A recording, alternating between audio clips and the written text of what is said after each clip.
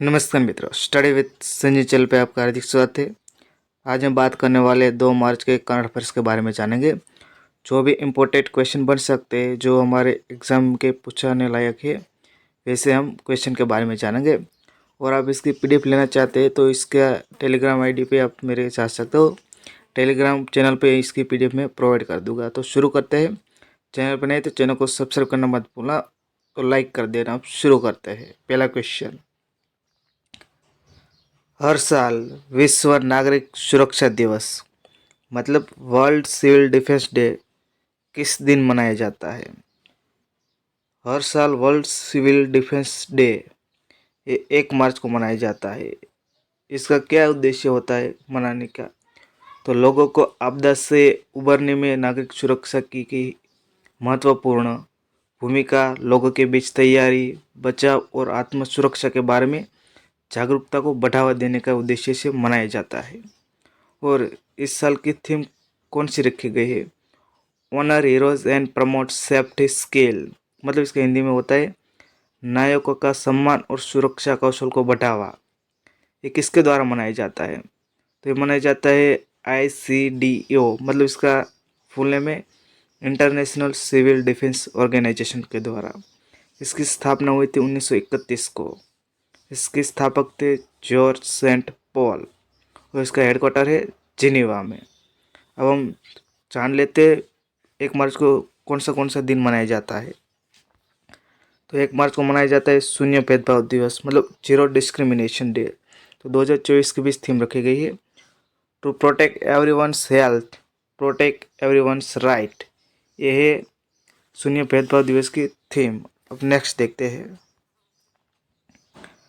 हाल ही में निम्नलिखित में से किस राज्य में देश का दूसरा स्पेस पोर्ट की आधारशिला रखी गई है? ए केरल, बी आंध्र प्रदेश, सी तमिलनाडु, डी कर्नाटक। तो हाल में प्रधानमंत्री नरेंद्र मोदी द्वारा तमिलनाडु में एक जगह है, यहाँ पे एक स्पेस पोर्ट का आधारशिला रखी गई है। तो इसके पहले हम प्रॉपर जान लेते हैं ये किस जगह पे रखा गया है। तो ये जगह है तमिलनाडु के एक जिला है, इसका जिले का नाम है थुथुकोडी। थुथुकोडी के कुलाशेखरम पट्टिनम में इसकी आधारशिला रखी गई है। तो इसके बारे में जान लेते हैं। पहले तुम आपको एक आर्टिकल दिखाता हूँ। ये है कुलाशेखरम पट्टिनम, सो तमिलनाडु थुथुकोडी में है। और ये हमारा दूसरा है स्पेस पर बनने वाला। पहला है हमारा आंध्र प्रदेश में श्री हरिकोटा में है। तो पहला था, इसका नाम क्या है? तो ये है सतीश धवन स्पेस सेंटर हरिकोटा, आंध्र प्रदेश में स्थित है। और ये आधारशिला रखी गई तब कौन कौन उपस्थित थे? तो इसरो के अध्यक्ष एस सोमनाथ, जो अवकाश विभाग होता है इसका सचिव होता है, वही इसरो का चेयरमैन होता है। मतलब वो अवकाश विभाग का सचिव है एस सोमनाथ। इन स्पेस के अध्यक्ष थे डॉक्टर पवन कुमार गोयंका। और ये आधारशिला रखी गई तभी एक प्रक्षेपण स्टेशन से एक लॉन्च किया गया था, जिसका है रोहिणी साउंडिंग रॉकेट RH-200। जो रॉकेट है वो भी लॉन्च किया गया वहाँ से। तो अब जान लेते हैं इसके बारे में, ये क्यों वहाँ पे आधारशिला क्यों रखी गई। सबसे पहले तो क्योंकि इस आप देख सकते हो पहले आंध्र प्रदेश में स्थित था हमारा। जब भी यहाँ से रॉकेट लॉन्च किया जाता था तब आप देख सकते हैं श्रीलंका के साइड से चला जाता है। मतलब यहाँ इस स्थिति को कहते हैं डॉग लेग मैन्यूवर। इस स्थिति को डॉग लेग मैन्यूवर कहा जाता है। जब भी यहाँ से हम रॉकेट लॉन्च करते थे ज़्यादा फ्यूल हमारा जाता था, ईंधन हमारा बहुत खपत होता था। अब कुलशेखरपट्टिनम से हम लॉन्च करेंगे तो फ्यूल कम खपत होगी। और आपने इसे सुना होगा कर्कवृत्त, मकरवृत्त और मकरवृत्त, विषुववृत्त और ये मकरवृत्त, ये पृथ्वी की 3 होती है। जब हम जाते हैं पृथ्वी के नॉर्थ पोल पे तो ग्रेविटी बढ़ने लगती है, और हम साउथ में भी जाते हैं तो ग्रेविटी पोल की तरफ बढ़ने लगती है। और जब विषुववृत्त होते तो ग्रेविटी बहुत कम होती है, ना के बराबर होती है। तो ग्रेविटी नहीं होने के कारण हमारा फ्यूल भी कम खपत होती है, इसीलिए हम साउथ में इसको लॉन्च किया है। मतलब कुलाशेखरपट्टिनम में इसकी आधारशिला रखी गई है। अब नेक्स्ट देखते हैं। हाल ही में थयम उत्सव किस राज्य में मनाया गया? ए केरल, बी गोवा, सी सिक्किम, डी गुजरात। तो हाल ही में केरल में थयम उत्सव मनाया गया है, जो उत्तर केरल है और कर्नाटक के कुछ भागों में मनाया जाता है, पर मोस्ट ऑफली केरल में इसको मनाया जाता है। इसको कलियाट्टम या तीरा के नाम से भी जाना जाता है। अब हम केरल के बारे में जान लेते हैं।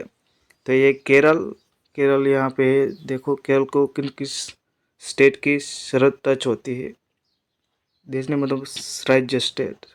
तो ये तमिलनाडु और कर्नाटक, इस दो स्टेट की इसको सरहद टच होती है। तो अब केरल के बारे में जान लेते हैं। केरल की स्थापना हुई थी 1 नवंबर 1956 को है। इसकी राजधानी है तिरुवनंतपुरम। वहाँ के मुख्यमंत्री है पिनराई विजयन और इसके गवर्नर है आरिफ मोहम्मद खान। और केरल में हाल ही में एक प्रोजेक्ट लॉन्च किया है जिसका नाम है प्रोजेक्ट अमृत। अब नेक्स्ट देखते हैं, जनसंख्या नियंत्रण और परिवार नियोजन भारत के संविधान की कौन सी सूची में सूचीबद्ध है? ए केंद्र, बी राज्य, सी समवर्ती, डी अवशिष्ट। जनसंख्या नियंत्रण और परिवार नियोजन हाल में इसी में चर्चा में है, क्योंकि राजस्थान सरकार ने हाल ही में एक सुप्रीम कोर्ट के वो भी फैसला इसको मान्य कर रखा है, क्योंकि राजस्थान सरकार के द्वारा ऐसा अधिनियम था पहले से, उसमें वैसा लिखा गया है कि जो जिसको भी 2 से ज़्यादा बच्चे हो गए इसको सरकारी नौकरी नहीं मिलेगी। और इसका कहते हैं परिवार नियोजन, मतलब जनसंख्या नियंत्रण के बारे में बता रहा है। तो वो जनसंख्या नियंत्रण परिवार नियोजन है वो समवर्ती सूची में आता है। वहाँ केंद्र और राज्य दोनों बना सकते हैं इसके लिए रूल्स, बट जब राज्य ने बनाए तो केंद्र बनाता है तो राज्य का वो रद्द हो जाता है। तो इसके लिए चर्चा में है।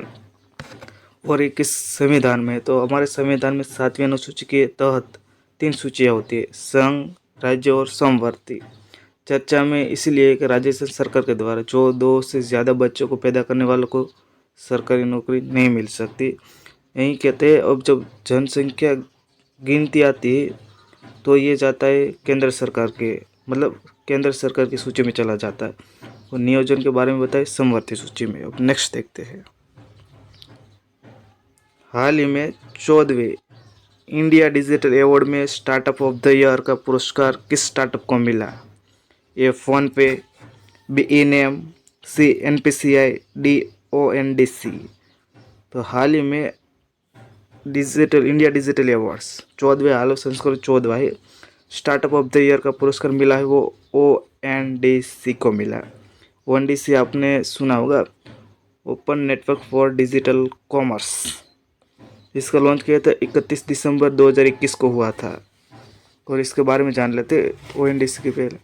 डिजिटल और पर्सन ऑफ द ईयर का किसको अवार्ड मिला है? तो digital person of the year का अवार्ड मिला है वो फोनपे के CEO समीर निगम को दिया गया है। अब जान लेते इस अवार्ड के बारे में। इस अवार्ड की शुरुआत हुई थी 2009 में। किस मंत्रालय के द्वारा दिया जाता है? इलेक्ट्रॉनिक्स और इंफॉर्मेशन टेक्नोलॉजी मंत्रालय के द्वारा दिया जाता है। पहले इसको वेब रत्न अवार्ड के नाम से जाना जाता है, पर 2014 में इसका नाम बदलकर डिजिटल इंडिया अवार्ड किया गया।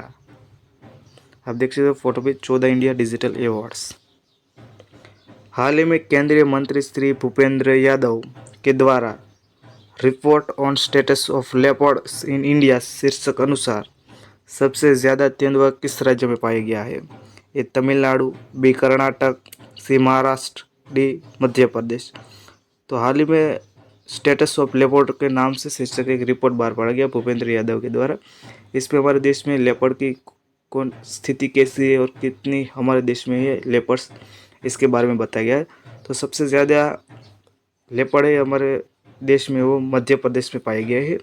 और दूसरे स्थान पे महाराष्ट्र, तीसरे स्थान पर है कर्नाटक और चौथे स्थान पर है तमिलनाडु।